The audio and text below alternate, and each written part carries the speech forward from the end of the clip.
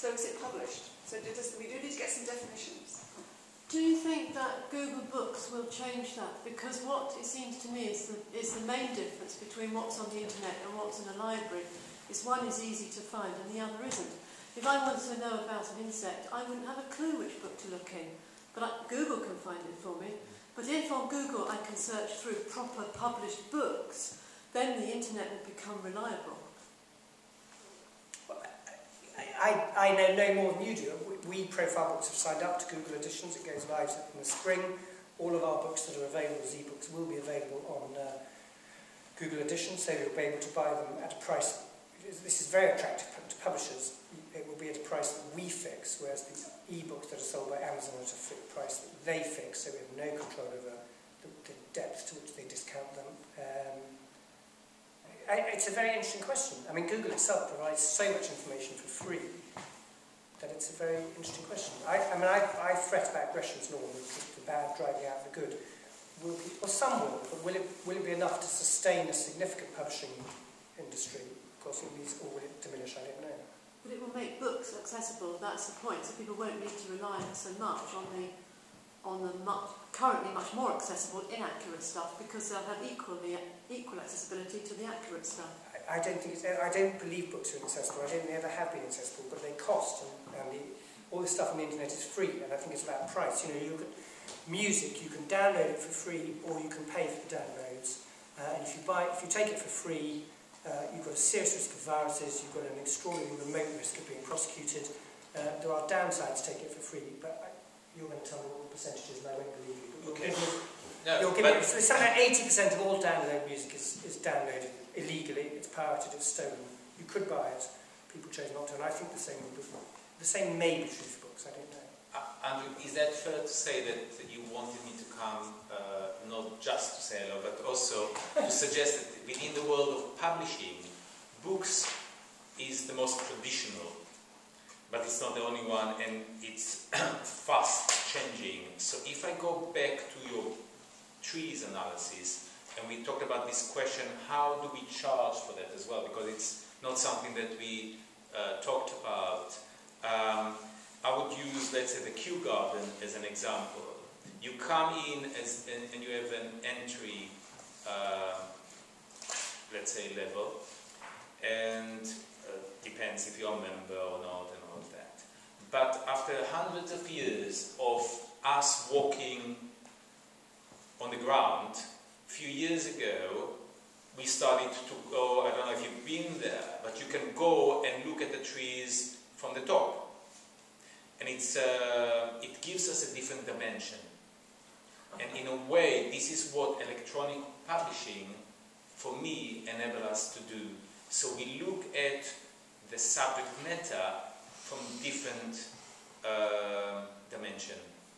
And what we are trying to do is to offer different dimension to the subject matter, and within the price that we feel strongly that the user should pay for. If I can offer, and I do agree with you, I would like to encourage the users to go into different resources, different type of resources. And the nice thing about electronic, that we check how many of them would like to do it, what type of users would like to go to what type of resources. And this is the other thing. So we have a lot of data coming back to us, and we can, as publishers, decide whether we invest here or there. Which is different, because when we go via stores, and it's a lot about the promotion and the Christmas and all of that, and which store are we in the front or in the back and all of that, which I think it's one of your great competitive advantages, because we don't sell to the consumer. We sell to Amazon, or we sell to the bookstores. Amazon has this huge network of data which it controls absolutely fiercely, and it will not share with any publishers at all. So we don't know where in the world they're selling our books. We don't know profile the readers. We don't know if they're regular buyers or their first time. They know it all, but they won't share it. Whereas you, because you're direct to consumers business, you have all this information, which is fantastic. And we are trying. We're trying. Do you consider that's a real problem then for the future, that you don't have this point of contact with people who buy the books, that there's this kind of barrier between you? Whereas you are obviously looking all the time and gaining their response, and presumably from what they're doing with it, you may alter what you're actually producing for them. Yeah, but we suffer from apathy as well, where people are buying from us and they don't use it. Okay. We are in, and with no statistics. I don't want to mention statistics because we suffer from the same, especially if you sell bulk to, let's say, a government, and they say to the users, you have to do it. It doesn't mean that they do. But when they do, unlike you, we see each one appearing on our website, and we see how long they spend, and we have, it's called like cookies. We check. They cannot get certification unless they went through a path that we have to guide them through. So we have some calls, people say, I can't print my certification. And we say, yeah, that's fine, we'll help you. Just do it, please, because you spent 5 minutes and it's not enough. You have an advantage even when people don't use it, because you know. Whereas as a book publisher, you could publish 2 books, both could sell, one could be poured over by every reader who buys it and consults it frequently. That would sit on the shelf and never get looked at, but I think that's nice to have on my shelf. You wouldn't know the difference. You might publish a second edition of the number 1. Whereas that could never happen to you. But if they bought it, it wouldn't matter. I mean, in a way, it wouldn't matter to me. Well, it might Because be exactly. unlikely to repeat purchase. Well, it's like Moby Dick, for example, isn't it? They feel that they have to have it. We had the Nobel Prize winner last year, Herta Müller, and so we immediately rushed out to reprint, and we sold about 40,000 copies in about 3 weeks, particularly in America, but we sold it here as well. And this is completely unreadable, this novel. It is, isn't it? It's unreadable, her first novel. You've read it. Gosh, it's so depressing. You want to cut the thread before you've got me on the first chapter. And it didn't matter really, I didn't mind. It was okay. It went to my statistics probably.